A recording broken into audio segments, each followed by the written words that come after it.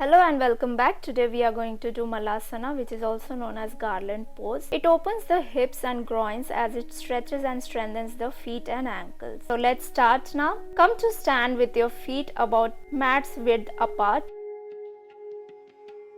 Bend the knees and lower your butt toward the floor to come into a squat. It's natural for your toes to want to turn out, and that's okay, but don't overdo it.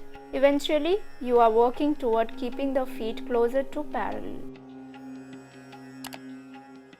Take your upper arms inside your knees and bend the elbows to bring the palms together into a Anjali Mudra, that is prayer position. With hands to your heart center in Anjali Mudra, see if you can allow your thumbs to touch your sternum as if to help keep the chest lifted. Continue pressing upper arms into thighs and thighs into upper arm to stay engaged. Keep your spine straight, your butt moving towards the floor and your shoulders relaxed away from your ears so you can reach out for balance. You may also do this pose with your back against a wall. Garland pose is an effective way to counter the tightness you get from spending too much time sitting in chairs. While squatting comes naturally to children and is used as a resting position in many places on earth, most adults in first world have gotten out of the habit. So far out of the habit, in fact, they find squatting extremely uncomfortable for their hips and feet. Some people might keep the hips above the knees and weight too far forward into the balls of the feet. This position does not allow your body to drop into the pose. Use a block or two to sit on if this is an issue.